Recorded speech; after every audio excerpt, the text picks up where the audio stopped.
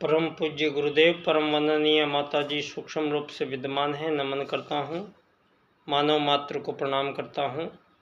आदिशक्ति माँ गायत्री प्राणों की देवी है और जो प्राण रूप से 84 लाख प्रकार के जीव जंतु वृक्ष वनस्पतियों में प्राण रूप से विद्यमान आदिशक्ति माँ गायत्री को हम नमन करते हैं। दोस्तों, पावन मंत्र हमारे आदि पूर्वज ऋषि सत्ताओं का आगमन इस धरा पर हुआ है और वो हमारे आदि पूर्वज श्रेष्ठ मानव कहे गए हैं।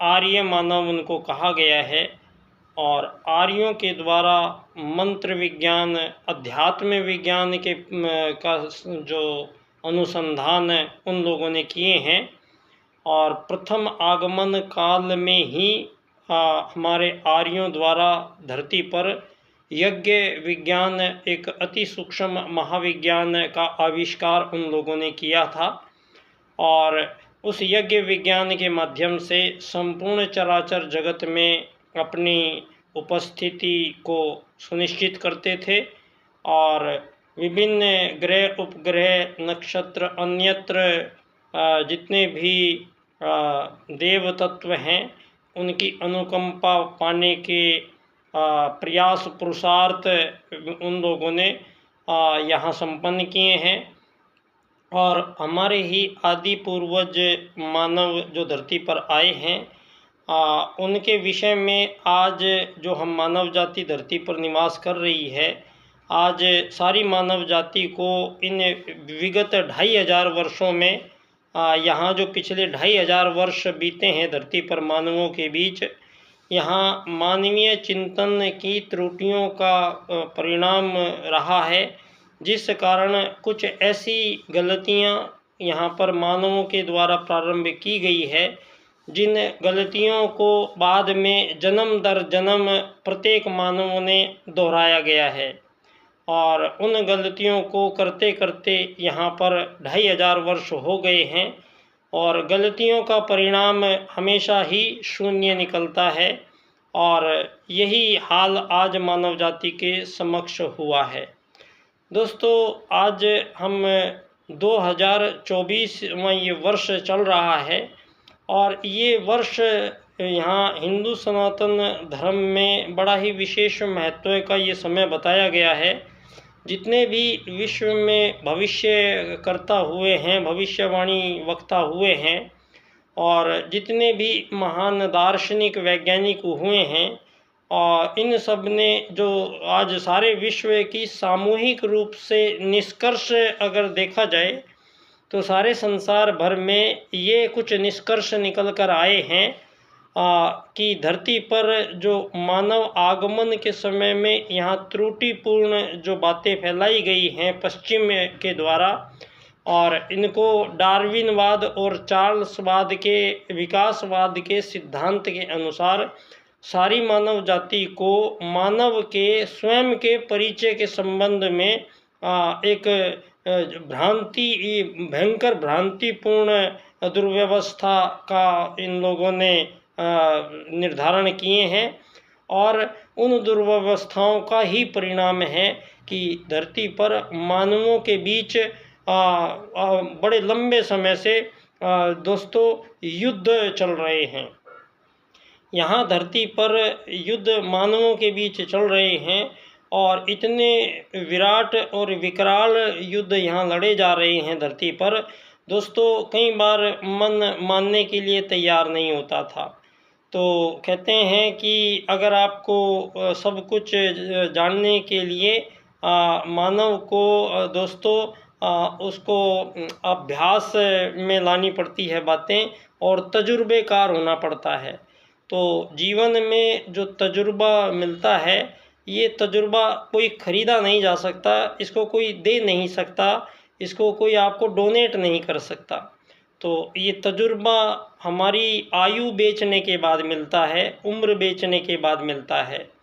दोस्तों, इसी शताब्दी में यहाँ जब हमारा बचपन काल प्रारंभ हुआ तो वहाँ से बात को प्रारंभ करने में जब हमने अपनी बात को विगत जन्म काल के से हमने मूल्यांकन किया अपने जीवन का, तो दोस्तों यहाँ पर कुछ समझ में तो नहीं आया था, लेकिन यहाँ कुछ ऐसी जन्म लेते ही कुछ ऐसी बातें यहाँ मानवों के संबंध में पहले से ही तय कर दी जाती हैं जिन बातों का मानव से कोई सरोकार नहीं है। कुछ इसी प्रकार से दोस्तों यहाँ आज मैं इन दो देव आत्माएं इस धरा पर आई हैं, और ये देव आत्माएं दोस्तों इस बड़ा ही एक रोचक पहलू भी इनके साथ जुड़ा हुआ है। दोस्तों परम पूज्य गुरुदेव निशिराम शर्मा आचार्य जी जो इस धरा पर दसम अवतार के रूप में, प्रज्ञा अवतार के रूप में युग परिवर्तन के लक्ष्य के साथ संपूर्ण युग निर्माण योजना के माध्यम से 8 अरब मानवों को पुनः इस कलयुग के समापन की घोषणा करते हुए और सतयुग में मानवों का प्रवेश सुनिश्चित कराने के लिए आज हमारे बीच में सूक्ष्म और कारण शरीर से बहुत ही तीव्र गति से विद्यमान हैं। और आज आप दो बातें सूक्ष्म रूप से आपको दिखाई दे सकती होंगी। एक, दुनिया में बिगड़ती हुई मानवों के बीच परिस्थितियां और बिगड़ती हुई स्थितियां। आज इस कदर मानव जातियों के बीच में समस्याएं पैदा हो चुकी हैं कि एक ऐसे अंतिम परमाणु विश्व युद्ध की कगार पर मानव जाति बैठी हुई है, और किन्हीं भी क्षण परमाणु विश्व युद्ध का खतरा प्रत्येक क्षण आज इसी समय उपलब्ध है मानव के समक्ष। दोस्तों यहाँ जो ये युद्ध चले आ रहे हैं, तो हमें आज जो भी हमें इतिहास पढ़ाया गया है, जो भी हमें भूगोल पढ़ाया गया है, जो भी हमें समाज शास्त्र पढ़ाया गया है, और जो भी हमें ये धर्म विज्ञान पढ़ाए जा रहे हैं, और जो भी दुनिया में ये विज्ञान पढ़ाया जा रहा है, दोस्तों इन सब का मूल्यांकन, इन सब का लेखा जोखा लेने का जो समय आता है, उसको युग परिवर्तन के समय ये सभी बातें हजारों साल की मानव जीवन में अपनाई गई मानवीय चिंतन की त्रुटियां जो हमें दिखाई नहीं दी, और दिखाई दी भी तो उसके अलावा और कोई हमारे पास मार्ग उपलब्ध नहीं था। उसी मार्ग पर हमें आगे चलने के लिए मानव जाति को विवश होना पड़ा है। दोस्तों यहाँ प्रथम जो मानवों के समक्ष जब भी चिंतन की बात आएगी, तो जब भी मानवों के संबंध में कोई बात प्रारंभ की जाएगी, तो सबसे पहले मानवों के संबंध में दो प्रश्न स्वाभाविक रूप से उपस्थित होंगे। एक है कि मानव का परिचय क्या है, मानव है कौन। ये सवाल जब भी कोई जिंदा होकर धरती पर मानव आएगा, तो पूरे जीवन काल उसके मन मस्तिष्क में ये सवाल हर घड़ी विद्यमान रहेगा कि वो स्वयं के बारे में जानकारी नहीं कर पाया, वो स्वयं को नहीं जान पाया, और ये अफसोस ही मानव जीवन को उसको लक्ष्य से भटकाकर और एक भ्रमित जीवन जीने पर मजबूर किया गया है। और एक इसी सवाल का उत्तर न मिल पाने के कारण सारा का सारा मानव जीवन व्यर्थ यूं ही चला जाता है। और आज जो इसको लेने के लिए, इस जीवन को लेकर आई हुई जो सत्ता है, जो आत्मा है, उस आत्मा का यहाँ पर कोई भला नहीं हो रहा है, आत्मा को कोई मोक्ष नहीं मिल रहा है। पिछले 2500 वर्षों में ये भौतिकवादी जीवन दर्शन इन 2500 वर्षों में धरती पर प्रभावी रूप से आया है, और सारी मानव जाति को दोस्तों एक नए षड्यंत्र में घेरा गया है।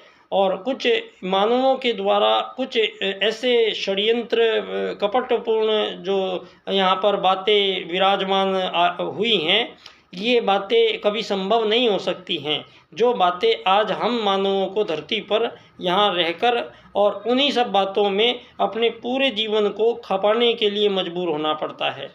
दोस्तों यहाँ मानवों के बीच में जो सबसे बड़ा जो षड्यंत्र हुआ है वो है किसी भी मानव को धरती पर अमीर बनाना और किसी भी मानव को गरीब बनाना। ये जो गरीब बनाना और अमीर बनाने का जो ये विधान विज्ञान जो ये पद्धति है, ये अमीर गरीब जो शब्द है दोस्तों, ये हमारे सनातन के शब्द नहीं है। इस बात का खुलासा पहली बार धरती पर हुआ है और ये खुलासा परम पूज्य गुरुदेव के प्रथम शिष्य पंडित दीनदयाल उपाध्याय जी। दोस्तों, यहाँ एक ऐसी बात आप लोगों के समक्ष कुछ हुई है जिसकी गूंज अभी तक लोगों को सुनाई नहीं दी है, और कुछ ऐसी घटनाएं यहाँ संपन्न हुई हैं जिनको अभी तक समझा नहीं गया है। तो उन्हीं कुछ एक ऐसा रहस्यपूर्ण सा एक ये बात है जो मैं आप सब लोगों से पिछले 20 साल से साझा करने की कोशिश कर रहा हूँ।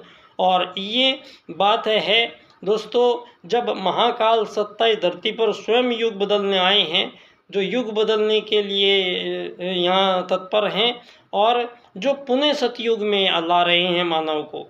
तो यदि इसी बात पर हम गौर करें तो आप देखेंगे कि सतयुग की जो बात की जाती है, तो सतयुग में दोस्तों ना ही कोई राजा था, ना कोई प्रजा थी, ना कोई दंड था, ना कोई दांडिक था।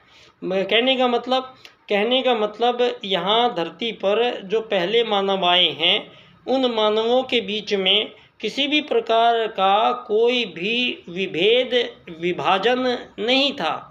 मानवों के बीच किसी भी प्रकार का कोई यहाँ प्रतियोगिता नहीं थी, कोई कंपटीशन नहीं था। मानवों के बीच किसी भी प्रकार का आपस में लड़ने भिड़ने का कोई कारण धरती पर उपलब्ध नहीं था। यहाँ मानवों के लिए यहाँ पर कुछ भी ऐसी चीज़ नहीं बनाई गई है उस परम सत्ता परमात्मा के द्वारा कि मानवों को यहाँ आपस में लड़ना पड़े, मानव के साथ यहाँ पर झुटक झूठ रहना पड़े।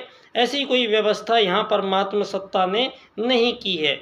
इस बात को हमें समझना पड़ेगा दोस्तों, और ये बात हमें समझ में आती है उन वैदिक सूत्रों से, जो वैदिक सूत्रों का सृजन उस परम सत्ता परमात्मा ने सभी जीवों के आगमन से पूर्व ही यहाँ पर उन वेद ऋचाओं को यहाँ उस परमात्मा सत्ता की बैखरी पश्चंती परावाणियों में यहाँ बोला गया है।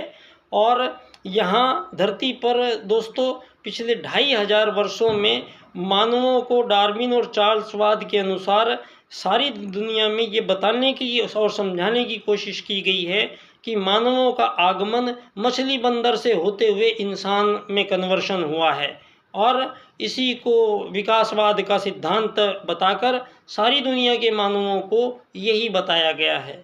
फलतः परिणाम क्या निकला? परिणाम यहाँ मानव को केवल एक शरीर मान लिया गया है, और मानव को शरीर मानकर और जीव जंतुओं की भांति ही उसका जीवन क्रम मान लिया गया है। और यहाँ इन 2500 वर्षों में मानवों के बीच जो विभेद पैदा हुए हैं, इन विभेदों का हमारे सनातन धर्म से कोई सरोकार नहीं है। पहला शब्द आया है धरती पर ये गुलाम बनाने का, और मानवों को गुलाम बनाकर फिर इनको आज़ादी बांटने का। जबकि यहाँ आत्मत सर्वभूतेषु और वसुधैव कुटुंबकम 2 वैदिक सूत्र है जिनका यहाँ पर आविर्भाव हुआ है। और उस परम सत्ता परमात्मा ने यहाँ 84 लाख प्रकार के जीव जंतु बनाए हैं। यहाँ केवल मानव ही एक जीवन नहीं है, मानव ही एकमात्र प्राणी नहीं है धरती पर।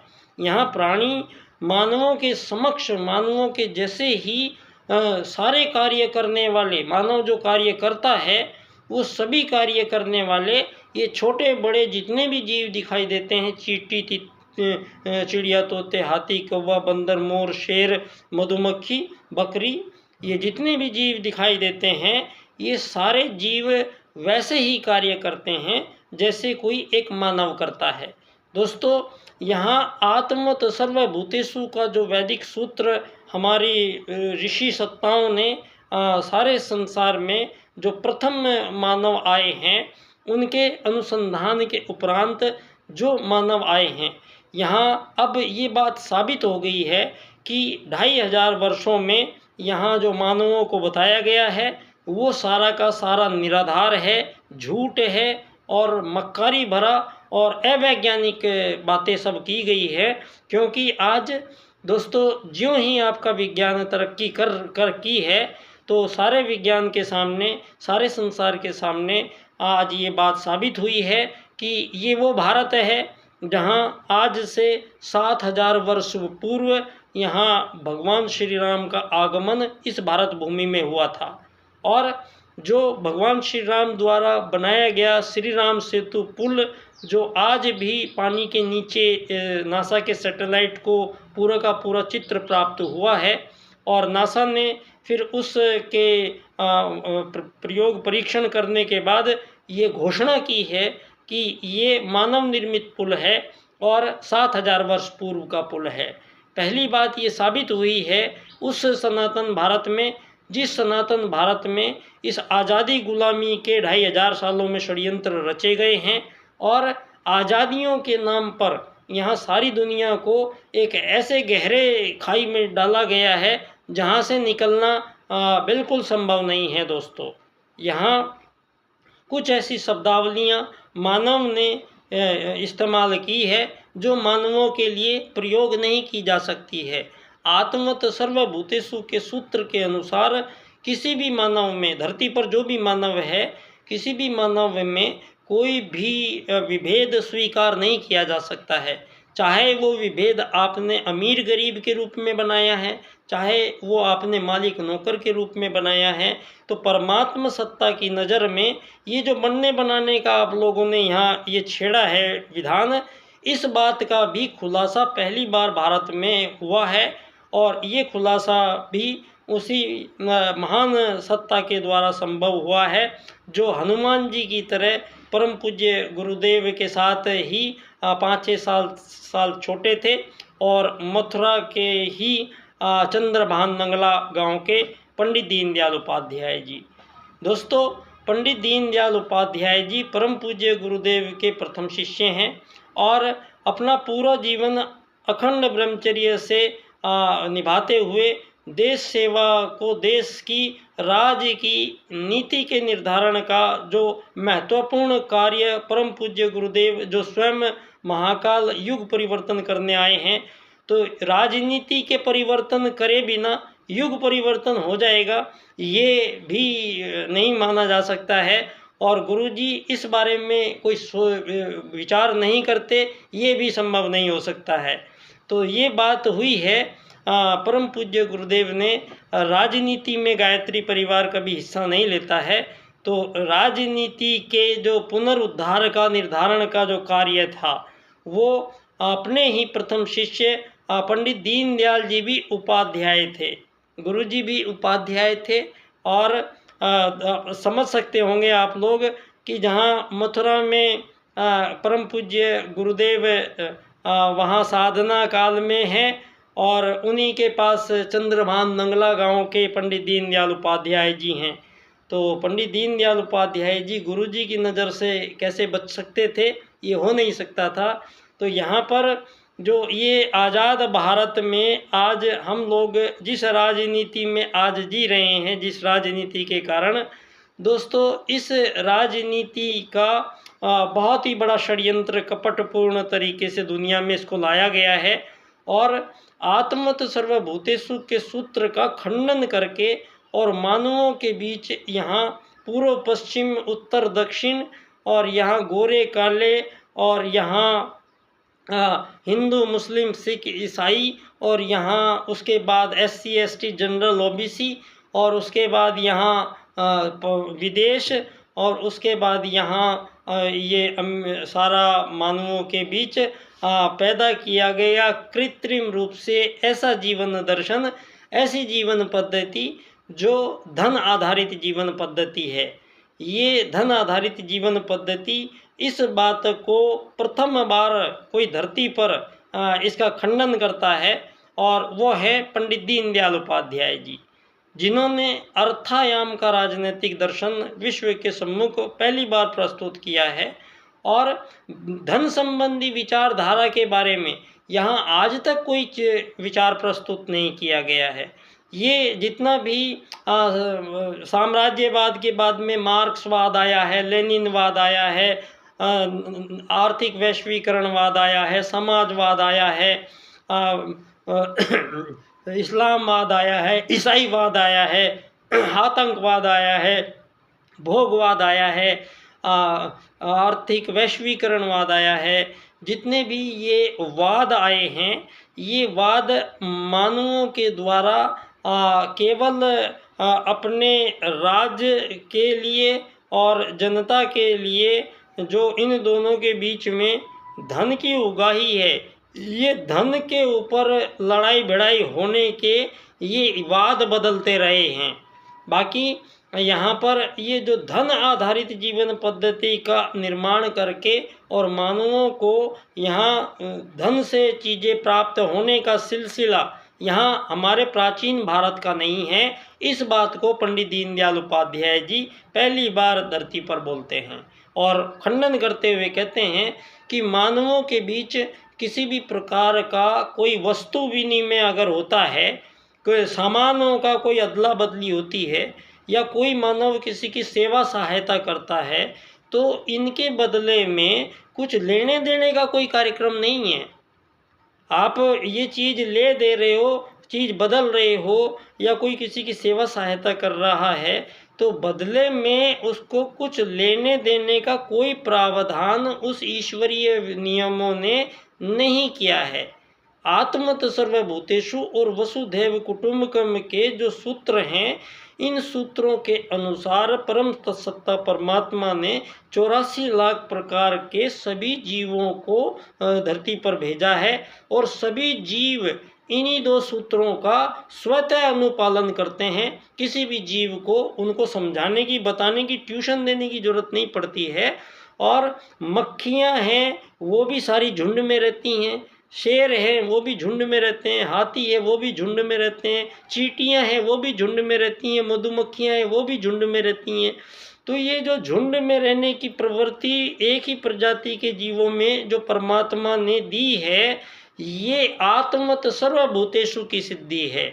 और ये एक प्रजाति के जीव जब आपस में जो व्यवहार करते हैं तो उनके आपस में व्यवहार करने के पीछे जो परम सत्ता परमात्मा ने जो विचार भेजा है, वो विचार सभी जीवों में, चाहे वो छोटा है, बड़ा है, उड़ता है, पानी में रहता है, लेकिन आत्मत सर्वभूतेषु का जो विचार है वो विचार प्रत्येक जीवों में एज इट इज विद्यमान है। उसी का प्रतिफलन आप देख सकते होंगे कि चींटियां हैं वो भी झुंड में रहती हैं, सारे जीव झुंड में रहते हैं, अकेला जीव कोई नहीं रहता है। तो यहाँ ये परमात्मा ने समझा दिया है सभी जीवों को और सभी जीव उन्हीं के अनुसार आज तक धरा पर अपना अस्तित्व सुरक्षित रखे हुए हैं। कोई भी जीव आपस में आज़ाद नहीं हो सकता है। कोई जीव आपस में, एक ही प्रजाति का जीव आपस में कोई गुलाम आज़ाद नहीं हो सकता है। एक ही प्रजाति का जीव आपस में ही कोई अमीर गरीब नहीं बन सकता है। एक ही प्रजाति का जीव कोई किसी का मालिक नौकर नहीं हो सकता है।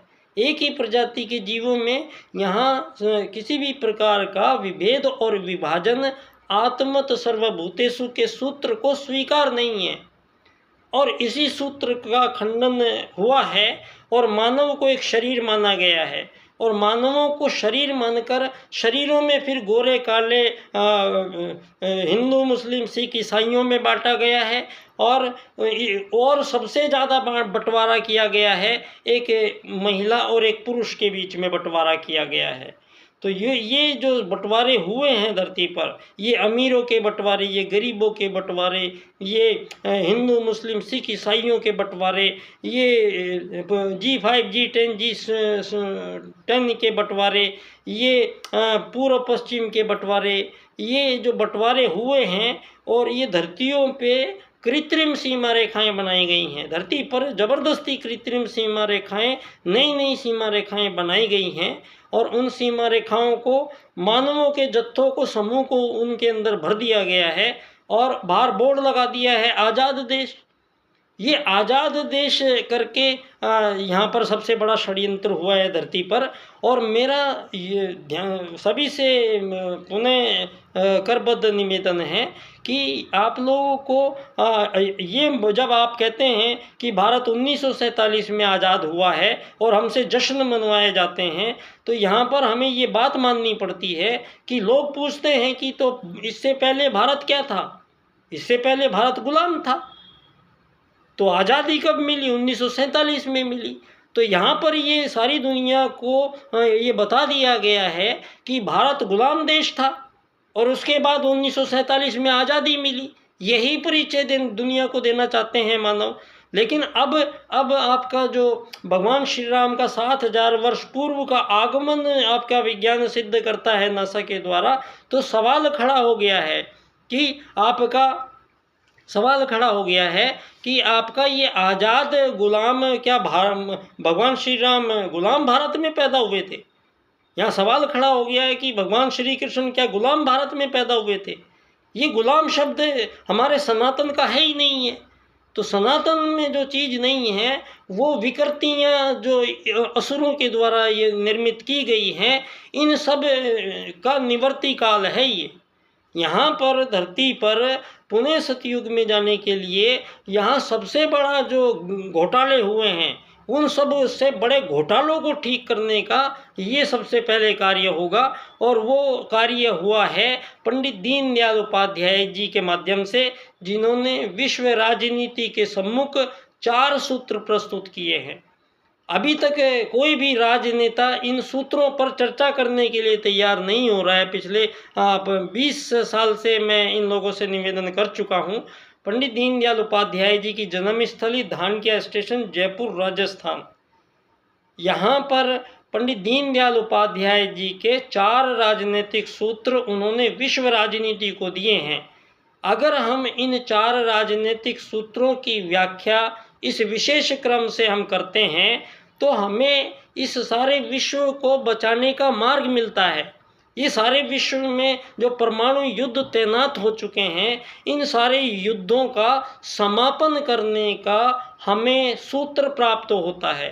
आज सारी दुनिया जो ये अमीर गरीब मालिक नौकर के फेर में पड़ी हुई हजारों सालों की जो दास्तां और गुलामियाँ और जो कत्लेआम मानवों के बीच चल रहा है, ये सबका समापन होने का ये समय है। और इन सबका समापन करने के जो सूत्र हैं वो राजनीति के माध्यम से एक सूत्र जो वैदिक सूत्र है, जिसको पहली बार धर्म क्षेत्र से गुरुजी ने निकाल के और इस सूत्र को राजनीति में सिद्ध करवाया गया है। ये राजनीतिक सूत्र की सिद्धि, आत्मत सर्वभूतेषु के सूत्र की सिद्धि परम पूज्य गुरुदेव के ही प्रथम शिष्य पंडित दीनदयाल उपाध्याय जी ने सारी दुनिया के सम्मुख मानव जाति के लिए एक वरदान यहाँ पर दे दिया है। इस वरदान के बारे में चिंतन नहीं हो रहा है। पंडित दीनदयाल उपाध्याय जी ने स्पष्ट रूप से धन आधारित जीवन पद्धति को नकारते हुए ये साबित किया है कि हमारे प्राचीन भारत में यहाँ लाखों करोड़ों वर्षों पूर्व से ही हमारे भारत से सारी दुनिया में सामान जाते थे, वस्तुएं आती थी जाती थी, लेकिन बदले में कोई धन रुपया पैसे का लेन देन का कोई प्रावधान नहीं था। यहाँ वस्तु विनिमय होते थे, सेवा सहायता दी जाती थी। दुनिया इस प्रकार से अपने जीवन काल को विकास की ओर लेके गई थी। यहाँ पिछले 2500 वर्षों में ये मानव को एक आत्मा जो मान के धरती पर हमारे प्रथम आदि पूर्वज आर्यों के द्वारा जब सतयुग के पश्चात जब मानवों के चिंतन में राजसिक और तामसिक आहार के कारण उन आर्यों के कुछ आर्य के दिमाग में उनके परिवर्तन आया, तो उन आर्यों में से ही कुछ लोगों ने आर्य पद्धति को छोड़ा और वो आर्य पद्धति का मतलब है यज्ञ विज्ञान का से नाता तोड़ा। तो उन लोगों को आर्यों ने आर्यव्रत क्षेत्र से अपने देश से देश निकाला दिया। और वो लोग जो धरती पर आर्य, जो मनु का पहला परिवार ही आर्य परिवार कहलाया। आर्य इसलिए क्योंकि यज्ञ विज्ञान का आविष्कार किया था और सभी आर्य यज्ञ करते थे, वही लोग धरती पे पहले आए थे। अब काफ़ी सतयुग बहुत लंबा चला था, करोड़ों अरबों साल से यहाँ मानव है। तो यहाँ करोड़ों सालों से जो सतयुग गए हैं, उसमें हजारों साल की आयु में मानवों के बीच किसी प्रकार का कोई विवाद नहीं था, मानवों के बीच किसी भी प्रकार की कोई त्रुटि नहीं थी।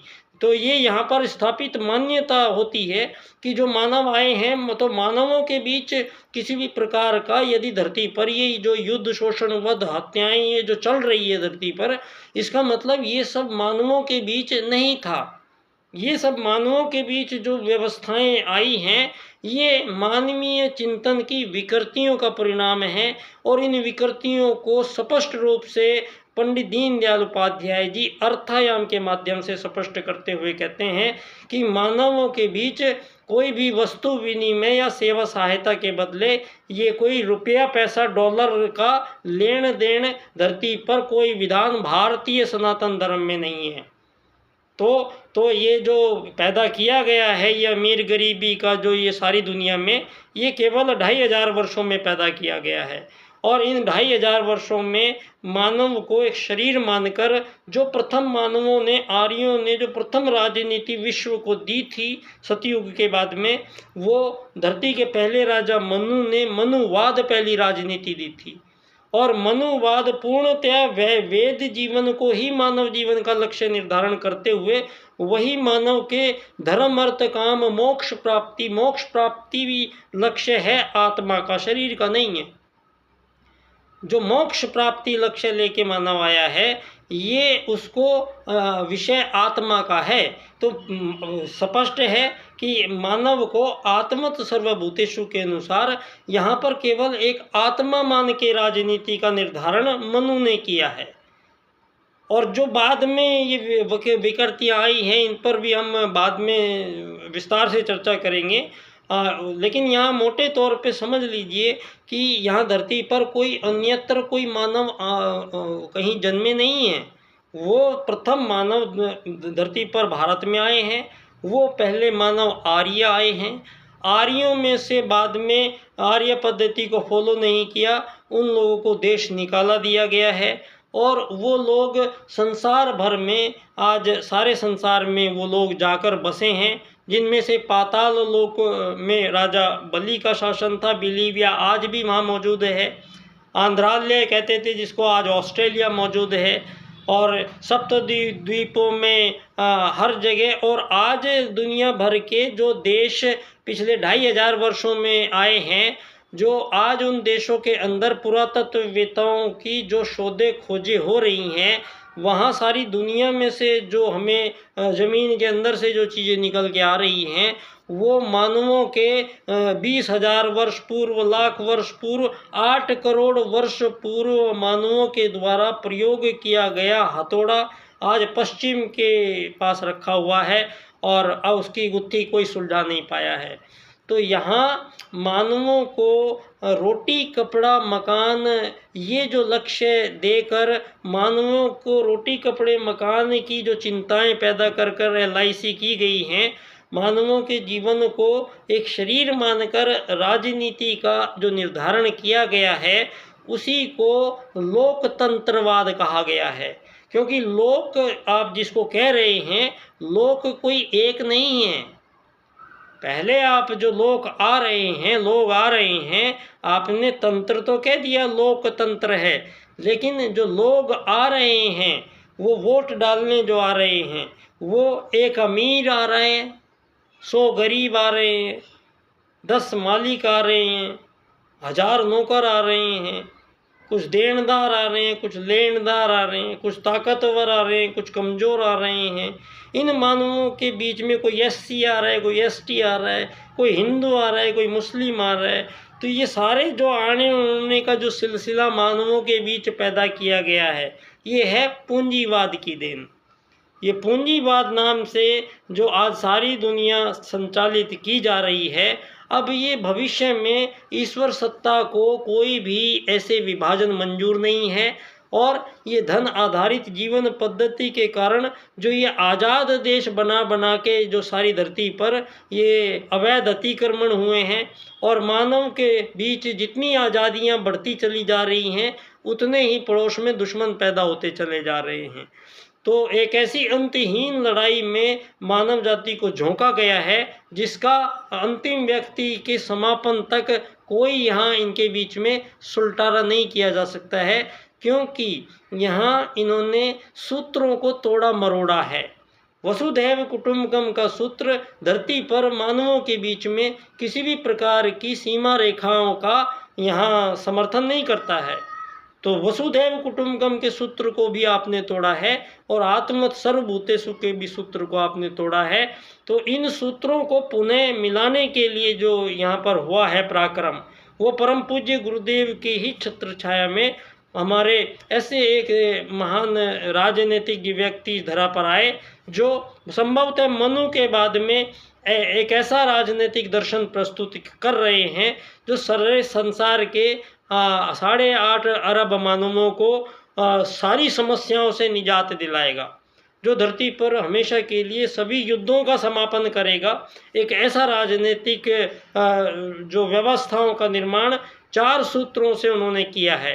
ये 4 सूत्र से आप लोग व्याख्या करके देखिए, कीजिए, नहीं तो आप मेरे व्याख्यान में पधारिए। मेरा विषय है आर्थिक लोकतंत्र द्वारा अर्थायाम आधारित एकात्ममानववाद की स्थापना से अंत्योदय की प्राप्ति हम करेंगे। अंत्योदय की प्राप्ति अंत के व्यक्ति को लाभ प्राप्त करना नहीं है। दीनदयाल जी का अंत्योदय तब बनता है जब मानव को पहले एक आत्मा माना जाता है और उसका लक्ष्य होता है मोक्ष प्राप्त करना। तो यहाँ शरीर मानकर जो राजनीति हुई है धरती पर, जो मानवों के बीच जो विभाजन हुए हैं, इसका जो अंत में जो विलय है, यहाँ ये क्लियर हो जाना चाहिए दुनिया को कि आर्यों में से ही जो लोग अनार्य कहलाए हैं, वो आर्यों का ही खून है, और वो अनार्य लोग, असुर लोग जो सारे संसार में बसे हैं, वो बाद में फिर इन 2500 वर्षों में ही धरती पर ये इतने प्रकार के जो धर्म आए हैं, जिन धर्मों के बीच में आज कत्लेआम मचा हुआ है, ये 2500 वर्ष से पहले इनमें से कोई भी धर्म नहीं था। केवल एक ही सनातन धर्म था, और ये सनातन धर्म लाखों करोड़ों वर्षों पूर्व से ही चला आ रहा है। ये पिछले 2500 वर्षों में यहाँ धर्म भी बहुत सारे बने और मानवों के बीच तमाम प्रकार के कृत्रिम रूप से विभाजन और विभेद पैदा किए गए, और आज सारी मानव जाति को एक ऐसे विकास क्रम में उलझाया है जहाँ प्रकृति का विनाश होता चला गया है इनके विकास से, और मानव जाति को अपाहिज, अपंग और उतना ही ज़्यादा उसको तिल तिल करके मरने के लिए मजबूर किया गया है सारी मानव जाति को, और लक्ष्य से भटकाया गया है मानव जाति को। जो कार्य यहाँ करने नहीं आया मानव, यहाँ कोई धरती को खरीदने बेचने की औकात रखता नहीं है मानव, लेकिन यहाँ हमारे जीवन का लक्ष्य 100 गज का धरती को खरीद के उसका पट्टा काट लेना, हमारे नाम कर लेना, ये हमसे कराया जा रहा है। यहाँ आत्मत सर्वभूतेषु के अनुसार, सनातन मान्यताओं के अनुसार, जब एक आत्मा धरती पर मानव शरीर में आया है, तो वो अन्य मछली, बंदर, कबूतर, चींटी, शेर सब में जो आया है वो आत्मा समान ही है। ये हमारे वेद हमें पहले ही बता देते हैं। और इस बात को और अच्छी तरह आपको समझना है तो आप सर्कस में देख सकते हैं। सर्कस में एक सर्कस मास्टर चिड़िया को भी इशारों से समझाता है, शेर को भी इशारों से समझाता है, घोड़े को भी, हाथी को भी इशारों से कुछ भी करतब कराता है। तो इसका मतलब ये है कि चिड़िया छोटी सी है तो उसमें बुद्धि तो जरा सी है, पिन के समान है। हाथी है उसमें ज़्यादा बड़ी है, लेकिन जो मानव जो इशारे करके उसको संदेश दे रहा है, तो वो चिड़िया भी पकड़ रही है मानव के इशारे को, हाथी भी पकड़ रहा है, शेर भी पकड़ रहा है। कबूतर भी पकड़ रहा है, तो और इशारे पकड़ भी रहा है और उन इशारों के अनुरूप फिर उसका प्रत्युत्तर भी दे रहा है। तो यहाँ पर जो मानवों के बीच आत्मत सर्वभूतेषु का जो सूत्र सिद्ध होता है वो सर्कस में होता है। आप देख सकते होंगे, तो किसी भी मानव को, किसी भी जीव को का अहित करने का अधिकार नहीं है, किसी भी जीव को मारने का, उसको भक्षण करने का बिल्कुल अधिकार नहीं है सनातन के हिसाब से।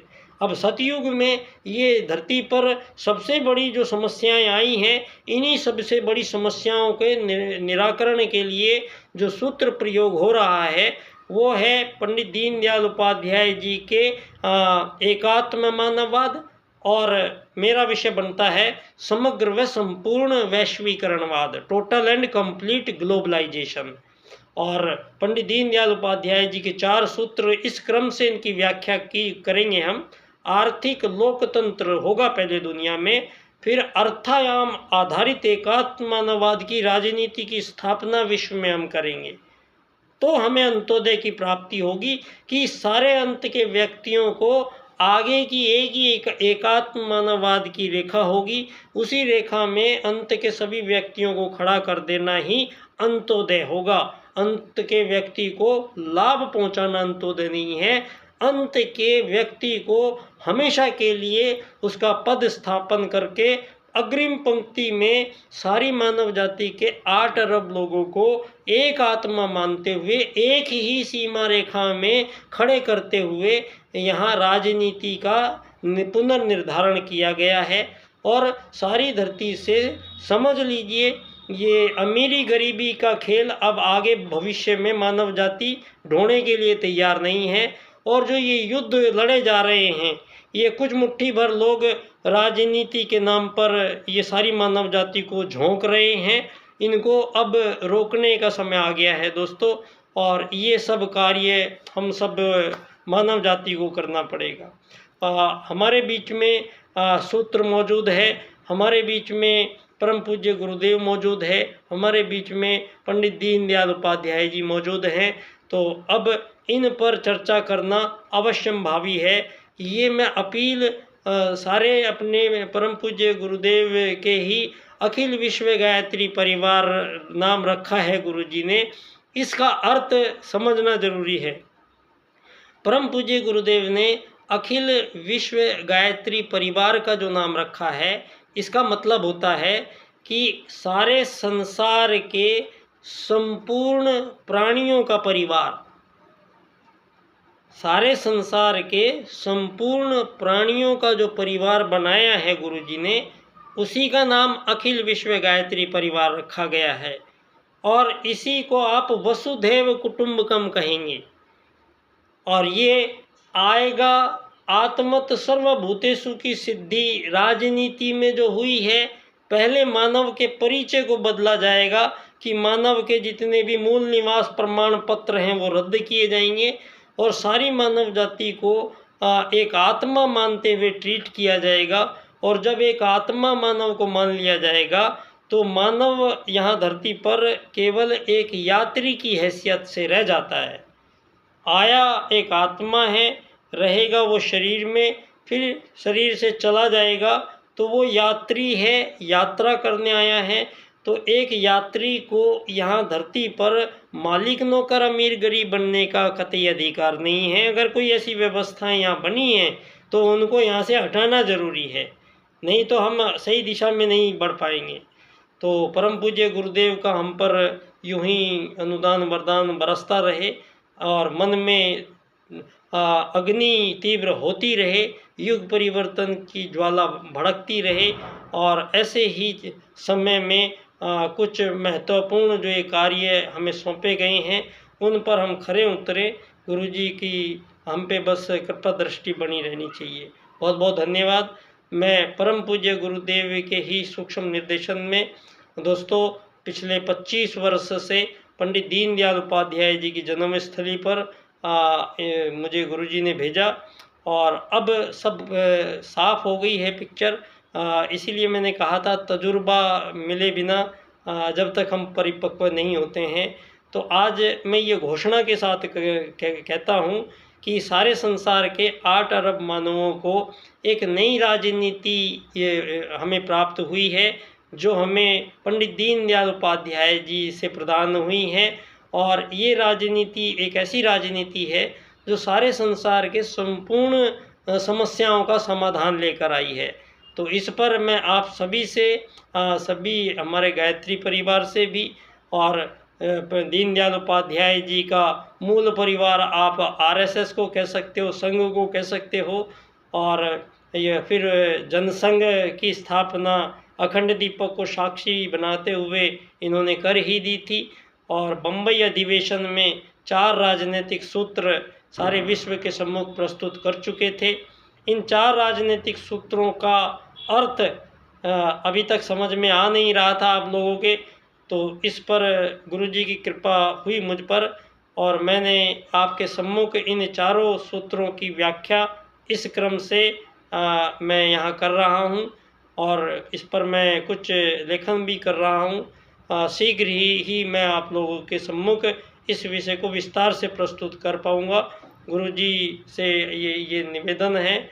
उन्होंने वैसे मुझे आदरणीय हमारे डॉक्टर चिन्मय पांड्या जी ने मेरा जो विषय है एकात्म मानववाद से समग्र व संपूर्ण वैश्वीकरणवाद, टोटल एंड कंप्लीट ग्लोबलाइजेशन, इस विषय पर उन्होंने व्याख्यान देने के लिए धानक्या स्टेशन पर आने के लिए मुझे हाँ कर दी गई है।